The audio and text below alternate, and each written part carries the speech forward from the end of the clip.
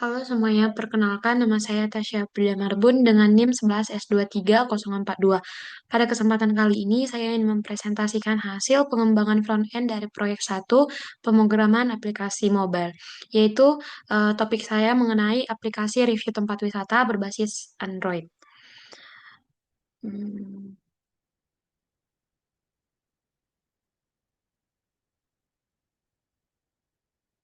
Sebelum masuk ke penjelasannya, di sini saya akan menjelaskan gambaran besar dari proyek ini. Jadi aplikasi ini dikembangkan menggunakan dua komponen utama, yaitu backend menggunakan Ktor dan frontend menggunakan Android yang akan saya jelaskan pada kesempatan kali ini. Nah, fokus presentasi ini juga adalah mengenai bagaimana kode frontend ini dibangun dan bukan secara penjelasan penggunaannya saja. Yang pertama, arsitektur MVVM. Jadi, hal pertama yang ingin saya jelaskan adalah arsitektur yang digunakan yaitu MVVM atau model view model.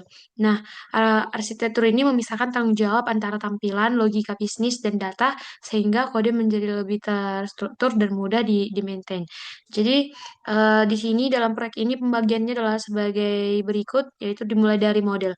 Jadi, model berisi data kelas seperti respon wisata, ada respon wisata, lalu respon user, respon review yang merepresentasikan data dari API. Nah, lalu kemudian ada view model. Jadi view model ini seperti wisata view model, user view model, review view model, out view model yang bertugas mengelola state dan memanggil repositorinya. Lalu yang terakhir itu ada view. View adalah semua file screen seperti home screen, dapat dilihat di sini seperti home screen, profil screen, wisata list screen, wisata detail screen, dan profil yang hanya menampilkan data dari view model tanpa logika bisnis. Jadi, ketika user nanti membuka halaman daftar wisata, maka wisata list screen hanya memanggil view model dengan get all wisata, kemudian nanti hasilnya disimpan dalam list UI state sebagai state flow dan screen otomatis di render menggunakan collect as state. Lalu masuk ke dependensi injection dengan Dagger Hill. Jadi di sini eh, Nah, di sini untuk mengelola dependensi antar komponen, saya menggunakan Dagger Hill dan tanpa dependency injection ini, setiap view model harus membuat instance repository sendiri, yaitu menyebabkan duplikasi dan sulit dites nantinya. Dengan Hill ini akan didefinisikan dua modul, di mana pertama itu ada Prev modul yang menyediakan token untuk seluruh aplikasi, kedua itu ada wisata modul yang menyediakan wisata repository dengan inject token Prev secara otomatis. Jadi nanti kemudian di setiap view model itu cukup ditambahkan add health view model dan add inject constructor, di mana nanti health itu akan otomatis menyuntikkan dependensi dan yang dibutuhkan. Lalu lanjut untuk konsumsi API dengan retrofitnya. Jadi di sini saya akan membuka wisata service.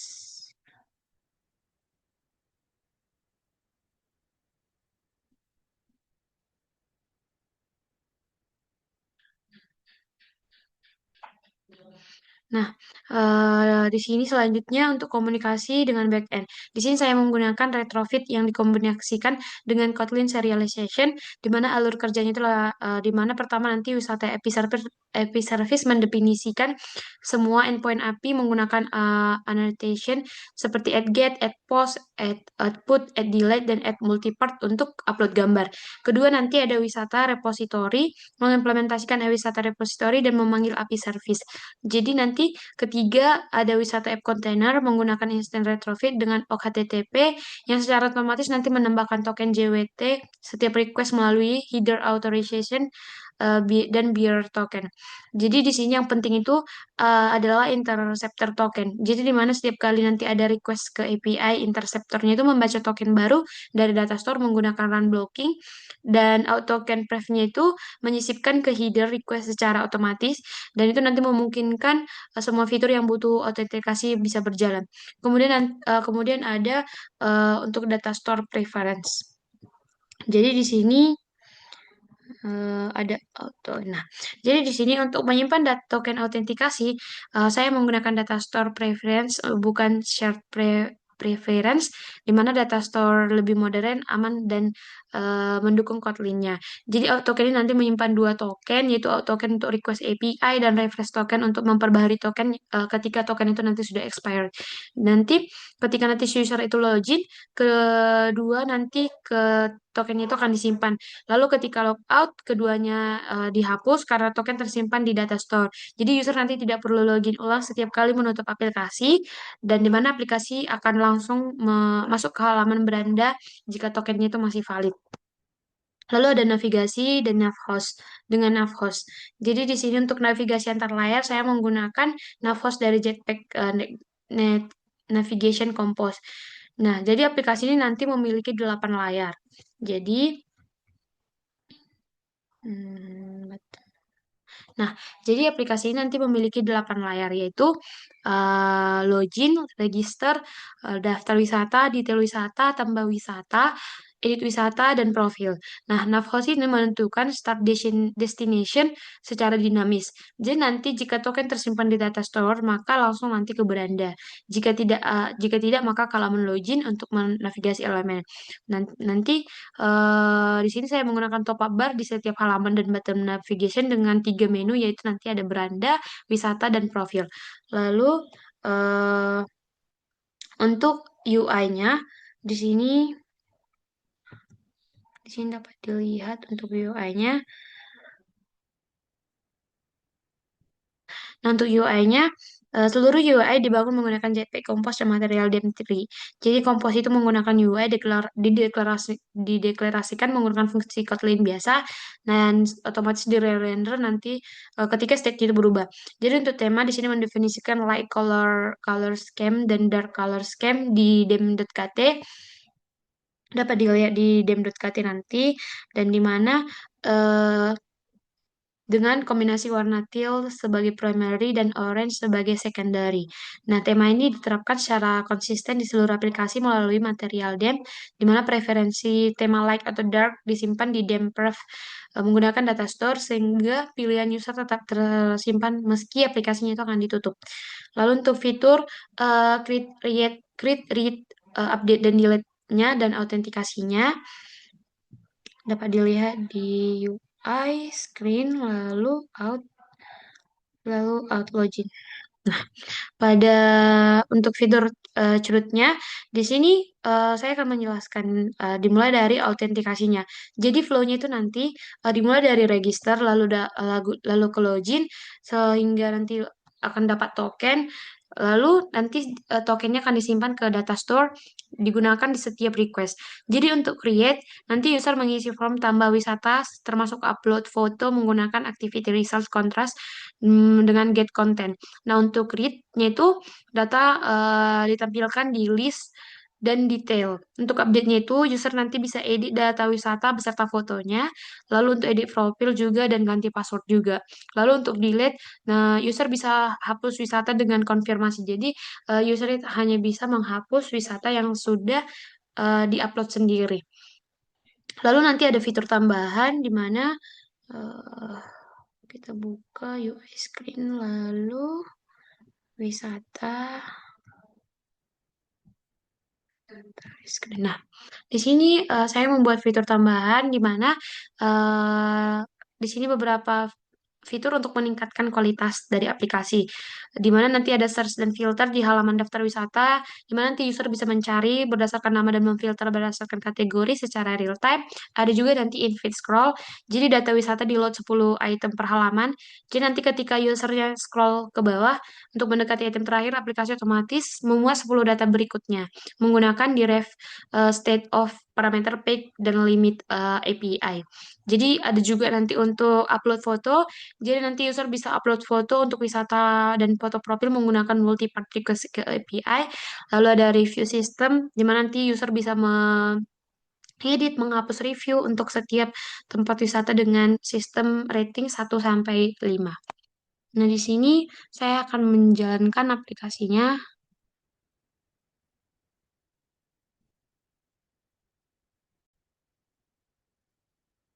Nah, di sini dapat dilihat tampilannya.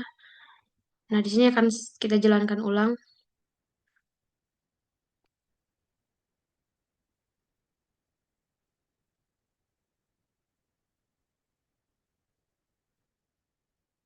Kita tunggu dulu.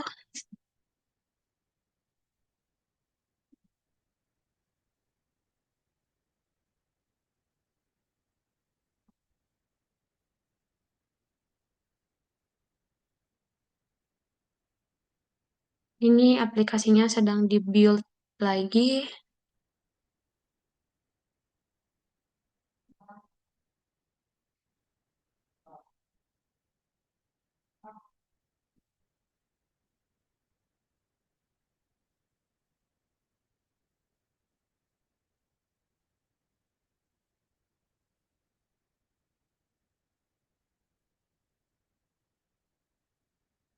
Kita tunggu aplikasinya di-build sampai menghasilkan build successful. Nah, ketika build successful, nanti otomatis aplikasinya akan terbuka. Nah, di sini dapat dilihat aplikasinya. Nah, seperti yang sudah dijelaskan tadi, karena ada menggunakan token, jadi nanti sebelum tokennya itu belum expired, jadi nanti ketika penggunanya itu masuk langsung masuk ke dalam beranda. Tapi di sini saya akan menjelaskan mulai dari keluar dulu. Nah, di sini dapat dilihat ada untuk daftar akun. Nah, di sini coba kita buat akun yang baru, contohnya Bina.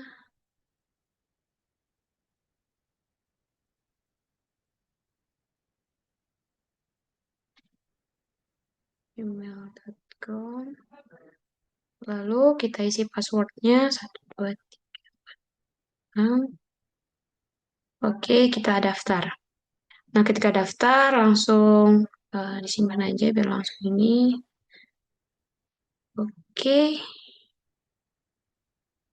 tadi bina21@gmail. Lalu kita masuk lagi login setelah sudah kita daftar. 1, 2, 3, 4, 5, 6. Masuk. Nah, ketika masuk, eh, langsung masuk ke dalam halaman beranda. Jadi dapat dilihat di sini ada total 4 wisata. Kenapa total 4 wisata? Jadi kan di sini sistemnya seperti untuk ngepost sebuah aplikasi eh, review tempat wisata. Jadi 4 total wisata ini adalah total wisata yang sudah diposting oleh oleh user yang lain. Nah, di sini kita lihat dulu ada 6 kategori, yaitu kategori alam, religi, hiburan, budaya, kuliner, olahraga. Di sini ada navbarnya dapat dilihat beranda, wisata, dan profile. Ada di sini profilnya. Jadi kita mulai dari yang pertama dulu. Kita coba dulu untuk sistem cerutnya. Nah, di sini kita tap untuk upload foto. Di sini kita diminta untuk upload foto.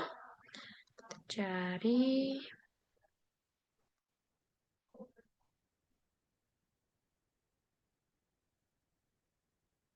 Kita masuk ke.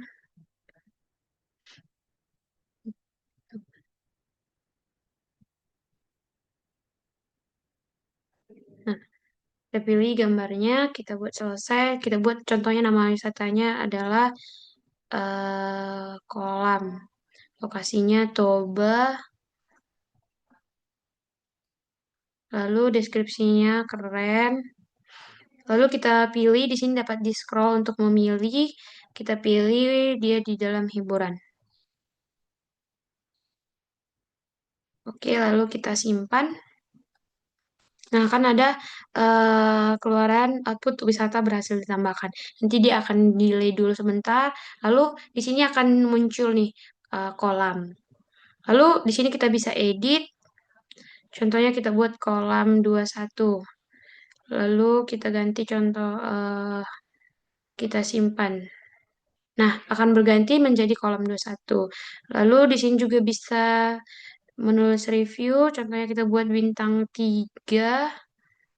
Nah, lalu kita tulis wow. Nah, akan muncul hasil dari reviewnya. Nah, di sini juga kalau kita hapus punya orang lain, user lain, dia akan menghasilkan HTTP bad request. Jadi tidak bisa. Nah, kalau misalnya kita hapus punya kita sendiri, hapus wisata, maka akan berhasil. Data daftar wisatanya akan terhapus. Di sini juga ada top up bar-nya untuk lebih mempermudah untuk fitur searching-nya. Ada budaya, jika belum ada maka akan ada info belum ada wisata, ada religi, kuliner sampai ke sini. Kita juga bisa langsung cari langsung dari sini. Contohnya kita buat keywordnya Dufan. Nah, langsung bisa ada searchingnya di atas untuk mencari Dufan. Nah, langsung ada. Nah, di sini eh contohnya kita tambahkan lagi satu lagi. Contohnya kita tambahkan ini. Contohnya www. Asal aja dulu kita buat.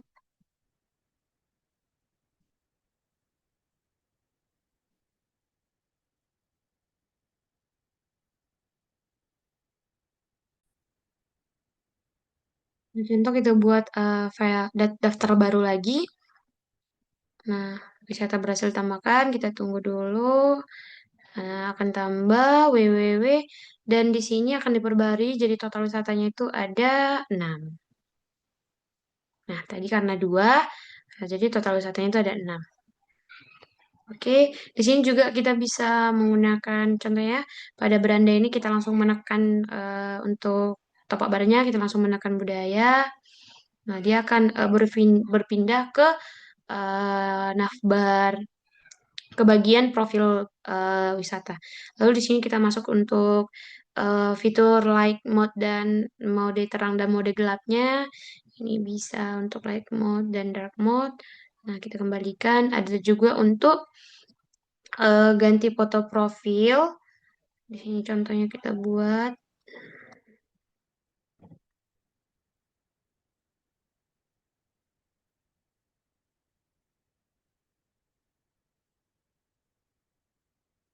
Nah, berhasil diperbarui. Kita kembali dulu, kita refresh. Nah, akan sudah muncul foto profilnya sekarang kan. Nah, untuk edit profil juga, contohnya kita buat Bina 33, kita simpan. Kita simpan, nanti sudah akan berhasil diperbarui. Kita refresh lagi. Nah, akan bisa. Nah, untuk contohnya untuk ganti kata sandi satu. Tadi kan kata sandi lamanya 1 2 3 4 5 6. Sekarang jadi 3 3 3 2 2 2. Kita simpan.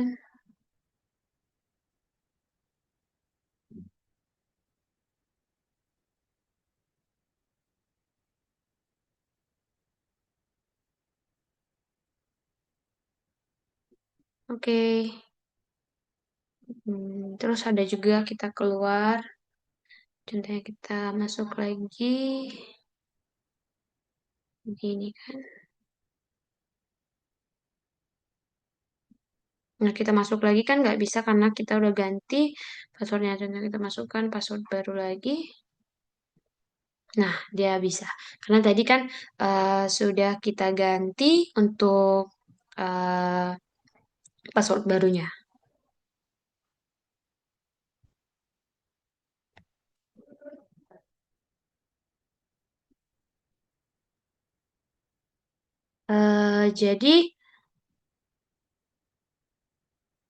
Jadi demikianlah presentasi yang bisa saya paparkan dari praktikum proyek kali ini. Sebagai kesimpulannya itu aplikasi review tempat wisata ini telah memenuhi seluruh kriteria yang ditetapkan dalam modul praktikum arsitektur MVP yang memisahkan concern dengan baik, Digger Hill mengelola dependensi secara efisien, Retrofit dengan insertor otomatis menangani autentikasi API, Data Store menjaga persistensi token, Navos mengelola navigasi dengan type shape, Material Dem 3 memberikan tampilan yang konsisten dan modern, dan semua fitur tambahan seperti search, filter, in-feed scroll, upload foto, dan dark mode memberikan pengalaman penggunaan yang lebih baik. Jadi demikian presentasi yang saya bisa paparkan. Terima kasih atas perhatiannya, dan sampai ketemu lagi.